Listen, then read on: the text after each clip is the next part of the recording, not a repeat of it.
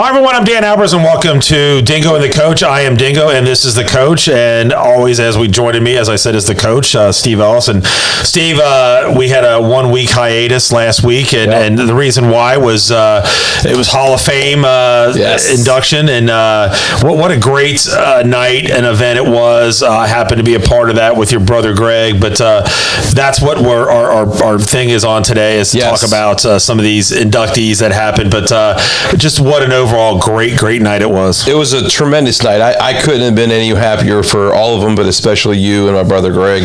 But I mean, it was such a fun night. It was a great night. We could have been there all night, and it was just a fun night. But I mean, that's why we want to do this episode, because for the people that weren't there that night, we want to talk about them and their accomplishments that got inducted, including yourself, but also just the whole festivities, how awesome it was. Yeah, we got to start off by just thanking the people on the committee. Yep. Frank Brandy, Andy Wolf, Debbie Gallagher, Vince Soriano, and John Raymond did an outstanding job. And then also Randy Corbett did a great job of redoing the hallway, and then just the whole festivities, setting everything up, making these little plaques and everything. So Randy Corbett did an excellent, and Chris Newton and all those guys just did an outstanding job. All those you just named just worked really hard, if no other reason, just to have this ready, that hallway, which is back. Right. It's awesome to go see everybody that's in the Hall of Fame, and the retired, all that stuff it's just incredible. It's so professionally done by Randy Corbett, but it is so cool to see, and that was just like the icing on the cake that was all there. I'll tell you what the icing on the cake is where I was, where Greg and I are, is right below your mom and dad. Yes. That to me was the icing on the cake, because in our speech that we had, a lot of it had to do with your dad and your mom and your whole family. So that to me was more icing on the cake. And I just want to kind of go back to my day, like how I felt during the day. It was weird. I went through all these little phases, right? Okay. I went through this phase of nervousness, obviously, happiness, and then I got very emotional, reading my speech over and over and over and over. And there were certain phases of that speech that I started getting really emotional, right? Yeah. And so that was very difficult. And Chris, my wife, I was originally going to have my wife and you both do the introductions. Yeah. My wife there said to me, she goes, "Thank you that I didn't do it." She goes, "There's no way I could have made it through that." She said, "I'd have been bawling like crazy." So, but for you, it was awesome for me that Steve and I, so Steve introduced for me. Yeah. Obviously, because we're best friends and all that stuff. But the thing that was so cool to me is that we didn't tell each other what we were going to do and how we were going to say it, right? Right. So your speech was perfectly played into how I was going to do mine, and not knowing, that just shows you how well we know each other. That, how much we think alike. Yeah. So how well we know each other, and that was just a crazy thing. But so my emotions were kind of crazy that day. Well, we're going to get into your speech, when we come up to you, because we're going to go through each inductee. Yeah. But I mean, from start to finish, the food that they had, the people that you talked about that got to introduce each inductee. Right. Each of them was awesome, and well prepared, and really told a story about that person, that was going into the Hall of Fame, which I thought was really cool. I thought it was the whole thing was done was very neat. I thought Frank did a great job as the MC or whatever. Yep. And the way they moved everything was really good. I don't think anybody was too long-winded, anything like that. I thought everything was perfect. Yeah. What was really cool to me was just the amount of people. When it's something like this happening, I'm like, I can't believe that I'm in there. But then when you sit there and think, they're like, gosh, remember this game, remember that day, remember this thing, remember that, and it's just like, wow, man, and I had some of the football players coming up, the football moms, all that stuff. So it was just a great night. Well, it was a tremendous night. Even the post party was great. But when we get through these six and talk about each of them that went in, Danny, I have a stat for you that I think is incredible to never be matched again. So I'm going to save that for the end. Okay, that sounds good. And are you ready? I'm ready. So we're gonna go ahead and get with our first person right here. And the first inductee. I'm not going to read every single stat because she has so many. It's Madison Temple. No, I'm first. You go ahead. I'm sorry. Yeah. No, way to jump the gun. You didn't listen. No. No. See, here's the problem. No. When we were going through this, how many times did you? Jesus. All right, you go ahead and go first. Right here. You go ahead and go first. I'll go second. Go. Okay, thanks for listening. All right, thanks. All right, so we're going to talk about Dan Bartholomew, and then you're going to talk about Medicine Temple. Wow. Yeah. Wow. Okay. Yeah. Go ahead. What do they have, like those dress rehearsals? Yes. You know, thanks for coming to that. We talked about this 5 times before we went on air. I have it written right here. Yeah, I know. And I said I was going to go first, but go ahead. All right, sorry. Just go. All right. So Dan Bartholomew is the first one that we're going to talk. And so Dan is one of my favorite people ever. Yep. Without question. And I had the honor of coaching with him for a long time. I remember growing up as he was one of the coaches, and he was one of my idols, and then to be able to coach with him. But he went into Hall of Fame here as a longtime coach, and some of the things that he did over the course of 40 plus years. It's amazing. So he coached track in middle school. Wow. Back in the 70s. He coached girls basketball at the middle school. That's incredible. Back in the late 70s, early 80s. And he coached boys basketball with Frank Brandy. Yep. And he coached other places too, Indian Hill, a couple other, I think at Turpin too. But at Anderson, the one thing that is absolutely incredible is that he was the boys tennis coach, and he had a record over his tenure of 161 wins and only 26 losses. Wow. Yeah. That's incredible. It's got to be a record. Yeah, I mean, that's incredible. Yeah. So, but such a great guy, just beloved by every student and player that ever played for him, including coaches, right? Sitting on the bench with him and in practice. Just so much fun. I have so much respect for him, and I always look up to him and ask for advice from him, and I just love being around a guy. I mean, he's just so positive, and you learn so much from him. Well, and you can see the influence. He comes to your games, and just that relationship that you guys have had. And, but everybody there was genuinely happy for Bart. Yeah. Guys back, in the 70s came that were there to honor him, and then we just had the experience to work with him. And Bart was just always been a great guy, and he's always been a supporter of us. All of us, from Greg to me to coaches to. You go on Facebook and you look at all the comments about him.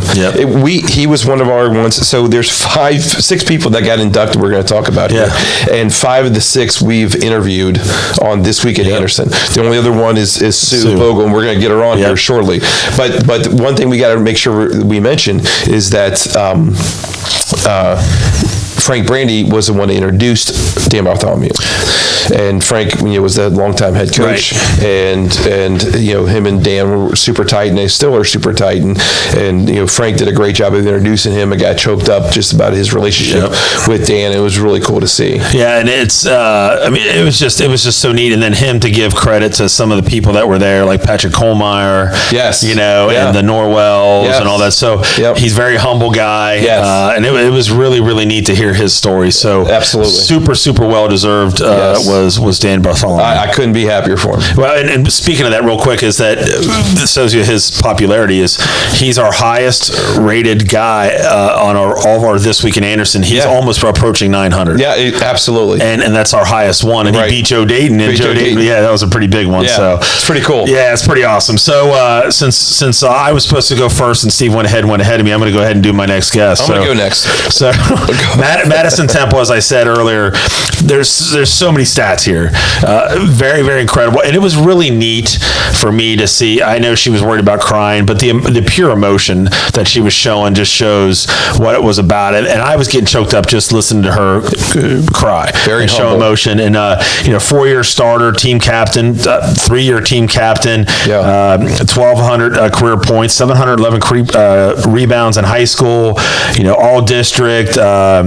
She was ECC champs in 2013 and 15, player of the year 2013 and 15. Wow. Second team All Southwest, third team All Southwest, AP honorable mention All District, and then and then after that, but her career that she had at Thomas More was just phenomenal. Just skyrocketed. She was national champion 16 and 19. She was MVP of the tournament in 2019. All decade team. How about that? An all decade team. 2010 to 2020. And and she had two injuries. The injuries. by the way. By the way, she had injuries, and just for her to accomplish what she did is just amazing. And it was great to see her family there too, to celebrate with her and the emotions they had too, because they knew what she went through. But it was really, really cool to see Madison, and super, super well deserved was Madison, and she was a fun person to watch in high school. Well, you talk about like some of the words that some of these like coaches use, persevere. You like that word? Right. I don't know if I would use it because I can't spell it, so that's what I have to think about. But I mean, how about adversity? How about that? You spell that one? I can do that one. Okay, I can do that one. So for her, I mean, you think about anybody that has an injury of tearing an ACL, that's usually a career ending, right? And not only she came back from it and was successful, and then after another year of success, then she blew her other knee out. Tore ACL and the other knee. It was just incredible, and then came back again, and did all the stuff she did after that. I mean, she's like the bionic woman. Listen, I'll be honest. I don't know if I would have, after I blew the first one, and I made it back, and then I would have been like, I'm done. Yeah. I don't know if I could have done it. So for her to battle through that and then have the career that she had after that, right? Absolutely phenomenal. Yeah. So very, very cool. Yeah. Very well deserved for her. I mean, some of the things that people were talking about, how, I mean, her stats don't lie, right? Yeah. Well, you could tell Chris Carletti, her coach, was the one that introduced, and he was very, appreciative of her and what she did. And Dan said, best basketball player she's ever seen at Anderson High School. Yeah. So that ought to say something right there. Yeah. So are we going back to 1929? Is that when the school started? School started in 29, but I don't know what they had athletic wise as what started. I think they only had a few sports started, so I don't know if they had the women's basketball yet. So, my math, it comes down to, I think it's 93 years. Is that right? The school. Go ahead. 73. Yes. That sounds good. Yeah. 93 years. That's not bad. No, that's pretty dang good. That's pretty good. I mean, I remember watching her play, and just, not only in high school but in college, and she but I mean, you want to throw the Joe Dayton name out? You throw Madison Temple out there too as one of the best female basketball players ever in the history of Anderson High School. Oh, there's no question. I mean, but what goes to show is that because of her unfortunate injuries, that was Thomas Moore's reward. Yeah. Otherwise, she probably would have been playing higher. I totally agree with that. You know what I mean? Remember when she said in her thing, no offense to the D3, she wasn't thinking about that. Yeah. And she did, and she loved it, and she had a career. You just never know. It's okay if you play Division III. It's okay if you play small. It doesn't matter. It is okay. Thank you very much. Yeah. UC Claremont. Just saying. That's what I'm talking about. Okay. All right. So let's go on to the next one. All right. Is it my turn? It is your turn. All right. Steve. So the next one we're going to talk about is my brother Greg Ellis. So Greg, I'm completely honored and thrilled that he was able to get this award with you. I agree.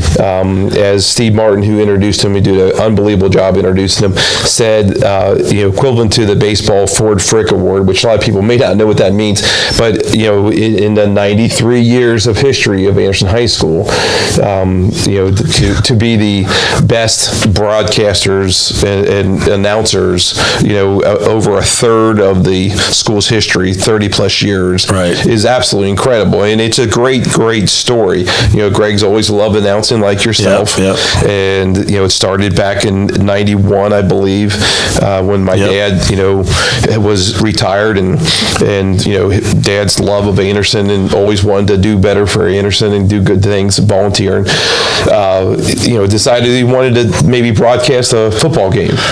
And, as I said in my speech, lo and behold, did we know that Vince Siriano was coming to town, and Anderson was about ready to be a powerhouse. Announcing a game's one thing, but as you got to admit, it's a lot different when they're kicking ass. A good team. Yeah, that's exactly right. Because if they didn't, we probably wouldn't have lasted that long. But Greg, who just thrives, and loves it and eats it up like you, was so honored in his speech, when he got inducted, and you could hear the emotions. Oh yeah. And talking about Dad and Mom and everything. But I mean, it's just an honor and well deserved for him to be in the Hall of Fame, and as you said, underneath the picture of Mom mom and dad. Yeah, and it just says it all. It means so much to him, but it also means so much to you and to the Ellis family. Well, and I think what he was so happy that Katie was there and the twins were there and Mike was there. And then have his family and his friends and Ed and Carl and all those and Steve Martin, all those guys were there. That I think that meant a lot to him too, for everyone to be there. And then then my family was there too as well. We're all our families are pretty close, so that was just a neat night. It's really cool, Danny, because I was so jacked up for you guys and excited, but as I'm writing my speech to introduce you, I was telling Donna, I said, I don't know if this is a celebration speech or a eulogy. Because and the best part about it is that we're here to celebrate it. Right. And to your point about Greg, that his friends were there, that his wife and his daughter, and so it's cool that they're there instead of after the fact. Right, I agree. You know what I mean? No, I totally agree. So I had to watch my words in my speech for you that he was. I had to say he is. Because I didn't want to. Well, but that's. I don't think anybody, but I don't think anybody would have thought of it as a eulogy, anything like that. I think they know us. Yeah, but you're not dead. No, I'm not. Right. I am still 100% alive. Yes. As you can see. Oh, nice. Yeah. So our next one that we're going to get into is Sue Vogel Crane. And Sue was a phenomenal soccer player at Anderson, 4-year player. Yeah. She was on a state finalist team that she had. Yeah. Most valuable player in 1988. Inquirer Player of the Year in 1988. Yep. Metro MVP, team captain 88. Goes on. Just so many things. She played at Xavier University, 4-year starter. She was a first team all MCC back in the MCC days, back in the day. Team captain in 1992. Yeah. And Xavier's team was in the top 20. Yeah. So she actually played in the USL Women's League, which is Cincinnati Leopards. Strong. 1995. And she was everything that she did was just a phenomenal soccer player. To her and Madison's credit, when you look at them, they were not only captains of their Anderson team, but they were captains of their college team. Right. Which says a lot about that person and who they are as leaders and so forth, but just great players. And, I know that she had some teammates there. I know she played soccer in college with Debbie Sullivan. Yeah. And, the top 20 in the country. And just a great career. And, of course, we got to get her on this week at Anderson. Yeah, we talked about that. So we're definitely going to get her on. We can't wait to talk to her to let everybody know more about Sue that don't, know too much about her. But just a great athlete, and just so honored that she was in there. And I'll tell you what, you talk about a class that you're going in with. It's pretty cool that the class that we went in with. Yeah. So Sue was introduced by a legend. Yes. Mike Hall, the legend principal. We've been fortunate to have some great principals that have come and go before we were there and after and since and in the last 10 years. They've had a couple of turnovers, but they've all been great. But I'll tell you, the bar was set, I believe, with Mike Hall. Absolutely no doubt about it. But both academically, athletically, talking about what's doing what's right, when it comes to alcohol and drugs, and just a class guy that you wish he could be principal forever. Well, and he changed the culture. He did. He definitely changed the culture. Not that it was bad. No, but it just raised it. Combining everything together to make it all whole in one big thing. So it was great that Mike Hall was there. It was great seeing him, and for him to introduce was pretty phenomenal. Yeah, you're exactly right. So who do we got now? Some guy named Dan Albers. So I'm going to hold this up here, and if you can't see this, you need to go up to the school and check out this mugshot of Danny. It's pretty really cool. It's such an honor, and I feel a part of this, Danny. Absolutely, I really do. I'm just so happy that you were able to do this, and Danny, you just ooze and bleed orange and black. Oh, no doubt. And it's contagious what you do, and your excitement for the football team. You hear it all the time. I know you do, from the parents and from the players, and years gone by and everything you do, and all the stuff that you do for the school.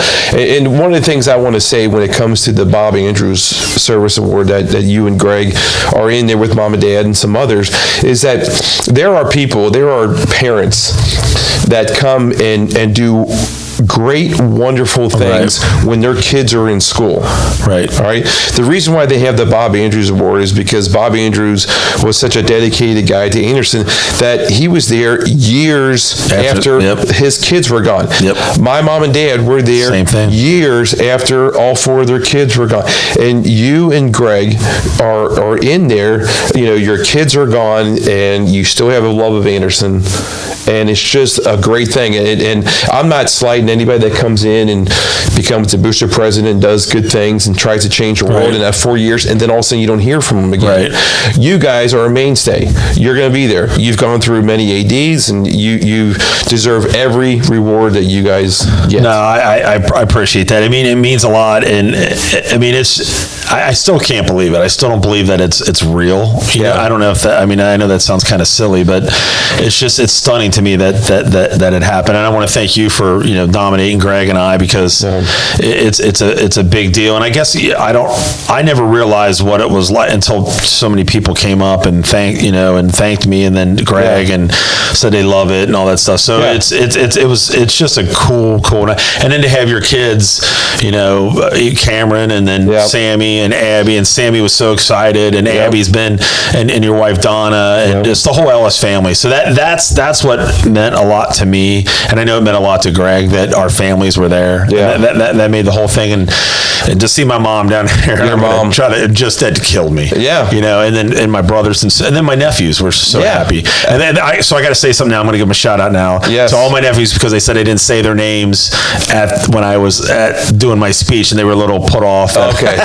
So Daniel and Ryan were there. I appreciate those guys. Daniel and Ryan are big supporters of you. And all my other nephews are too, but and nieces and all that. But they were there, and so I appreciate everything. But so feeding off all this, what was really cool for me that this happened was the next guy that I'm going to get into. Okay. Is Daniel Rod. Okay. And Daniel Rod was a part of all those big games that Greg and I talked about. Probably one of the best moments we had was the Anderson Turpin game, right? And so for Daniel Rod to be in, Daniel Rod was an incredible athlete. Football, obviously, leading the school to its only state championship, then a state runner-up. That's might not ever happen again. And he was the quarterback of those teams. He had a 24-4 overall record for the most wins in games started in school history. 9-1 in the playoffs. Yeah. His only loss was in the state championship the second year. Yeah. First team All FAVC, All City, 2007 honorable mention, and then he also played baseball. Really good baseball player. Led the city in stolen bases, batting average of .432. That's .432 higher than what I did. Right, correct. Just to throw that out there real quick.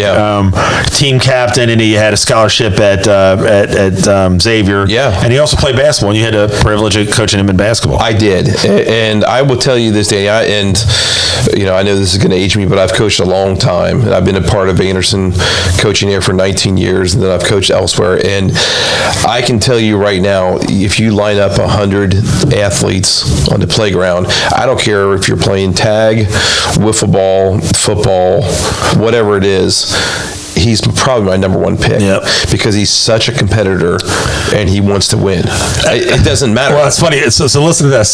Speaking of that, saying how competitive, you know what he was talking to me about? Because he sat right by me. Yeah. He was talking about the golf outing. They're going to win it. Yeah. And he's like, we're not all about it. We barely lost. We're not going to lose this year. Yeah. So he was all fired up about the golf outing, and that just shows the competitive nature, like you're talking about with Daniel. Yeah. And so it's going to be. But that was cool. that those special games that Greg and I have called, that Daniel Rod he was a part of it. A huge part of the history. You know, obviously being a quarterback on a state championship win. You know, I mean, it's just incredible. I mean, what an incredible career that he had. Well, it was cool too because Kenny Rod was there, and that was one of the first couple of years that I called the games in the early stages with Kenny Rod and how great he was. But the only thing too is Carol Rod. She holds a special place in my heart just because she was one of the first football moms. Yes, she helped us get our house. So to be there when the Rods, just the Rods are just great people, and to you know have them there and to be a part of that with them it was special for me too because you know, and again, think about this: how your mom and dad raised you, how my mom and dad raised me, how each one of these had great family influence. Not to say people can't do well if they don't have a good family, but overall the family aspect is very huge in all these people, I think. No question. And then you throw in there that the two people that introduced him, which was Vince Ariano, the legend, and Jeff Giesing, who was the head coach of the only head coach to win a team state championship, Jeff Giesing. Yep. I mean, and that's exactly kind of cool. I mean, it was just so weird. Like all that stuff happened about with my speech too, that I mentioned that too as well, because if those two gentlemen didn't move to Anderson, who knows if we would have had a great football team. I mean, just the things that happen. I mean, so for me to talk about that, and that's why I was wanting to try to bring up more stuff, but you know, the decision my mom and dad made to move from Norwood to Anderson, your mom and dad's decision to move from West Virginia to Anderson, Vince and Jet to move there. It's incredible. So just all these things that happened to put us in a situation, not only that, but just sports-wise, academic-wise, but personal-wise. Right. You know, for you to meet your wife Donna, for me to meet my wife Krista, so all that stuff. So it's weird for me to think about that, because how our lives would have changed. You and I would have never been close. I mean, think about it. I would have been in Norwood. I know. You know, I mean, it's not nothing against Norwood. I love Norwood, but it's just incredible that the way things progressed and happened was just because of the decisions some people made. I know, and we benefit from it. Absolutely did. So it's just a great night, man. You know, something I'll never forget. And the great thing about it is your speech was awesome, and it just fed off of my speech, and it was just a great night. And then we had a great night afterwards. Right. Too, right. Know? Well, I was trying to.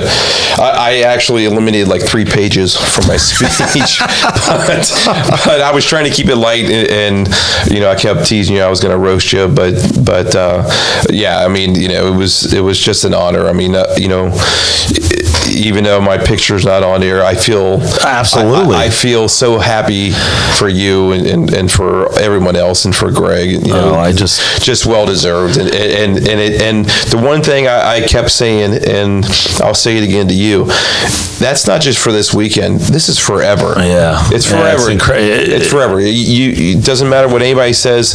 10, 20, 50, 92 years from now, you're going to be there. There. So I'm gone, long gone, and I'm still. You know, but you know what? One thing I wish I could do is I wish I could have Ed, Steve, Tim Huntington, those guys on there somewhere too, because and Donnie Marcello and Donna, a lot of those guys, and like think about with Dale. Dale's, you know, he's got a kid in there now, but I mean, these guys still, Donnie Marcello was still doing it, even though his. So I mean, it's just it's an incredible to say what everybody's done. You know? No, there's no question. Well, so are you ready for my stat? Give it to me. Okay, all right. So I am so bummed that I didn't think of this ahead of time or right before I went up to speak, but I'm actually glad I didn't, because I didn't want to take the focus off of you. But this is an incredible thing, and maybe it's just me. So you tell me your opinion on this, and hopefully people kind of get a kick out of this. So in the 92 years of the history, or 93, whatever it is, of the school, in one particular evening, on April 23rd, is that what it was? For this Hall of Fame induction, in one room. Okay, when you think about the course of 93 years of sports, of all the sports, okay, in one room, this is what we had in that one room. Okay, you ready? Give it to me. All right. We had the all-time winningest boys basketball coach in Frank Brandy in the house. Wow. The all-time winningest football coach in Vince Sirianno. Yep. The all-time girls basketball coach in Chris Carletti. The all-time tennis boys coach in Dave Bartholomew. I'm about halfway done. The all-time boys soccer coach in Brian Sullivan. Oh, yeah, Brian. All right. We had the coach of the state championship team there, only one in 93 years. Right. Okay. Jeff Geesting. We had, arguably, as we've had in a podcast, the best quarterback ever. Yep. To play at Anderson, Daniel Rod. Yep. We had the arguably the best girls basketball player ever, Madison Temple. Yep. And then the best potential girls soccer player in Sue Vogel. And then in our eyes, the best athletic director ever. No doubt. And then the best principal ever in the history of the school.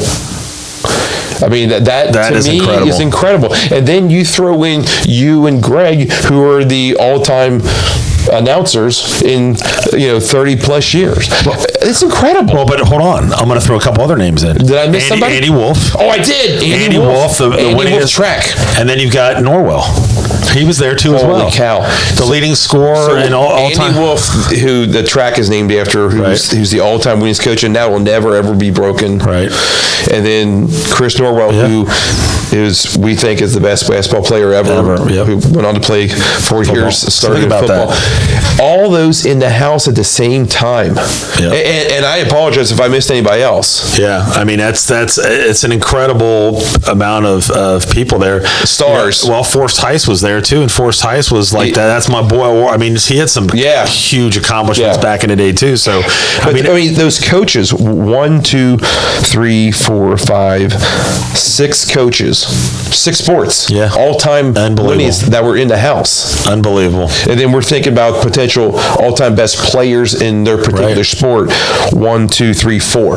Yeah, I mean it's absolutely incredible that amount of people were there.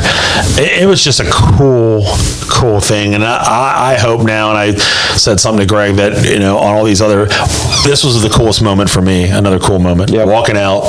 And all like hugging Brian Sullivan, shaking hands with all the former Hall of Famers, John Raymond, Vince Soriano, Mr. Wolf, Norwell, all these people I'm shaking their hands as I'm walking out. And then that on a flip will be me at some point. How cool was that? Yes. To be there to congratulate everybody. So that was really, really just a cool evening and a cool night. Yeah. And when you walk down that hallway, there's a lot, I mean, not a lot, there's a pretty good amount of stars in that hallway of Hall of Famers.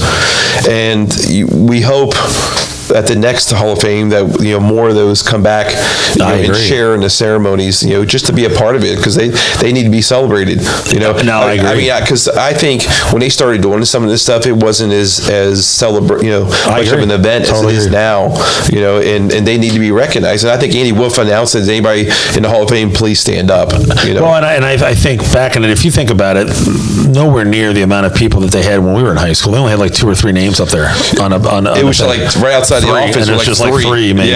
And now it's got to a point, and it's well deserved, and it needed to be. I mean, there's so many great athletes out there that are not in, that we got to get in. And again, I'm biased, but my brother. I mean, I'm going to work on my brother, but there's other people like the 1952 baseball team's another one. There's other things out there that everybody's trying to work on to try to help, but it's just so hard to get that specific information for the older, the older, generation, I guess, if you will. Right, and they need to be honored. And I know they try to keep it to, like, this one had 6 inductees, and they usually do a team. Right. And I think the next time they will have a team that goes in, whichever team that may be. But yeah, I mean, they're going to get their time. It may not be as soon as they want it to be. But I'm sure they will. Yeah, it's been just a great night, and I'm glad that you were to induct me. I wouldn't have had it any other way. I appreciate it. And I'm glad that you were able to catch that water bottle too. That was not mine. Whose was it? I don't know who it was. It was probably Frank's. Yeah. but the one thing, if you want to go back and look at the replay, I caught that with one hand. And it was like nothing. Yeah, really? Really? So we'll have to watch the video. I think I was more surprised that you That I threw threw the it? damn thing at me. I got a laugh out of it. Yeah, you did. Yeah, so. Here's your water. Bam. So Steve, I appreciate it. Yes. Great to do that. Congratulations, Danny. Yeah, thank you, buddy. I appreciate it. So we haven't figured out what our next subject or topic will be. We'll figure that out as we come along. But we really appreciate everybody tuning in and watching Dingo and the Coach. We want to keep taking this off and maybe even get a guest in here at some point if we can. But I love doing this and you love doing it, so we'll just keep it going. Yep. All right. So we're gonna go ahead and wrap it up. So for Steve Ellis, Dan Alberts, you've been watching Dingo and the Coach. We will catch you next week.